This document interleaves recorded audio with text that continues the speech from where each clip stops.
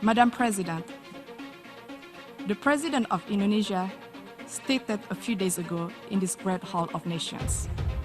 Di usia PBB yang ke-75 ini, kita patut bertanya, apakah dunia yang kita impikan tersebut sudah tercapai?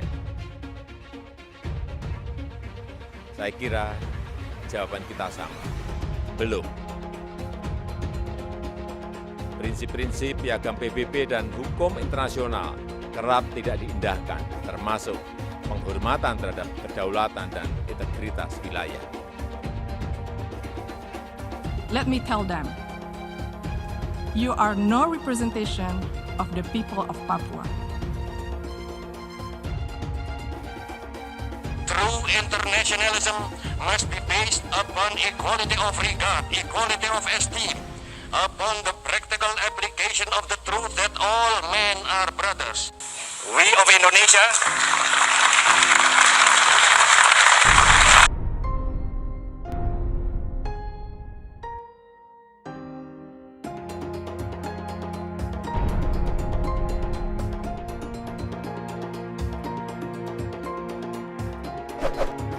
I now call on the representative of Indonesia.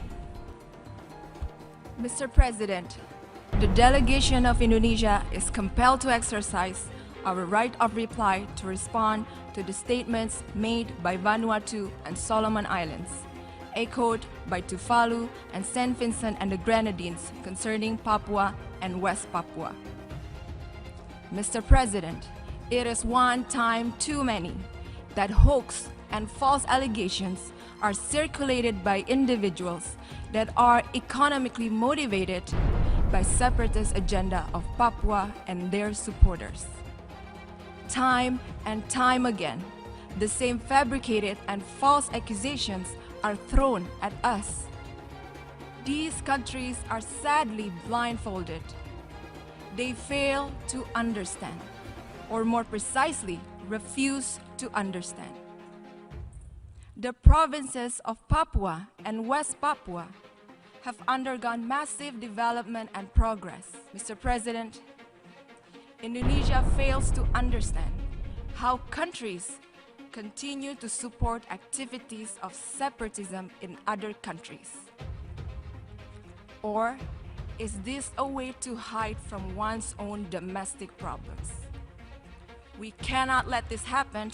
We cannot let this continue on. Indonesia categorically rejects all accusations made by these countries and the individuals with separatist agenda operating behind them.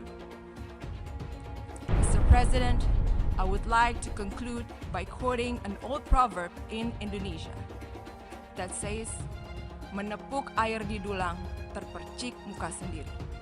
Or loosely translated to, if you slap the water in a bucket, then be careful that the water will splash all over your own face. I thank you, Mr. President.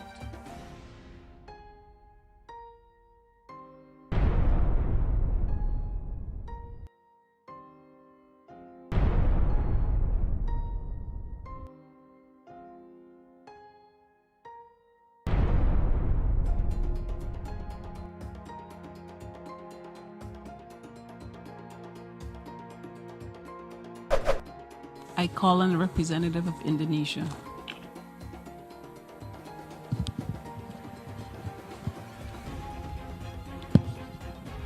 Madam President, I'm taking the floor to exercise Indonesia's right of reply to the statement made by Vanuatu. It is shameful that this single country continues to have excessive and unhealthy obsession about how Indonesia should act or govern itself. Frankly speaking, I'm confused. How could a country try to teach others while missing the point of the whole fundamental principles of the United Nations Charter? Let me tell them the following. To do what is right is to respect the principles of non-interference in the domestic affairs of other countries. And to do what is right, it is to respect the sovereignty and territorial integrity of other countries. So until you have done so, please keep the sermon to yourself. Madam President, the President of Indonesia stated a few days ago in this great hall of nations, and I quote, "We must promote a win-win approach in building relations among states that is mutually beneficial," unquote. Indeed, such a call was echoed by world leaders throughout this prominent week. But this ignorant country chooses the contrary.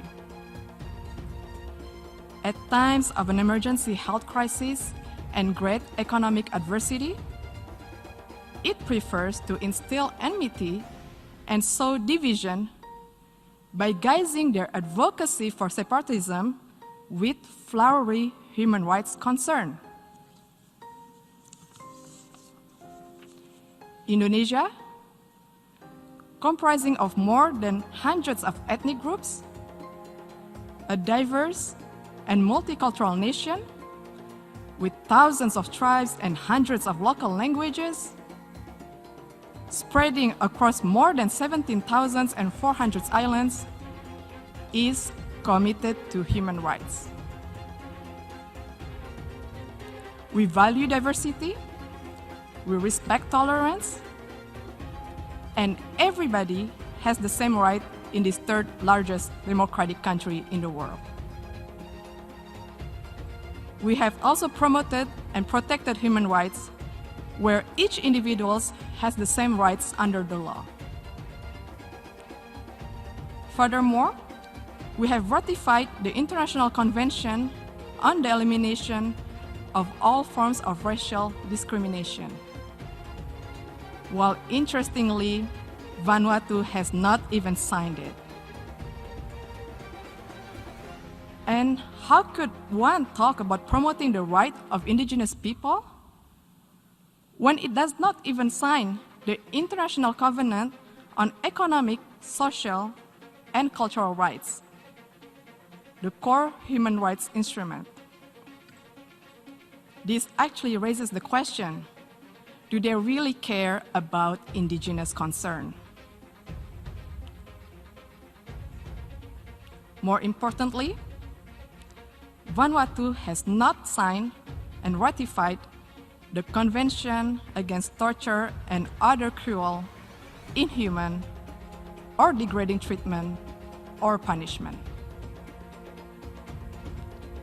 We call on the government of Vanuatu to please fulfill your human rights responsibility to your people and to the world. Madam President, the accusation of human rights is typical, a tall tale that they sell and stage over the years in the hall. Let me tell them, you are no representation of the people of Papua, and stop fantasizing of being one. Papuans are Indonesians. All of us play an important role in the development of Indonesia, including on the island of Papua. Madam President, the principles of the UN Charter, which Vanuatu clearly does not seem to understand, stipulates the respect for sovereignty and territorial integrity. Indonesia will defend itself against any continuing advocacy of separatism conveyed under the guise of artificial human rights concern. The provinces of Papua and West Papua are irrevocable parts of Indonesia since 1945. It has also been firmly endorsed by the United Nations and the international community decades ago. It is final, irreversible, and permanent. I thank you, Madam President.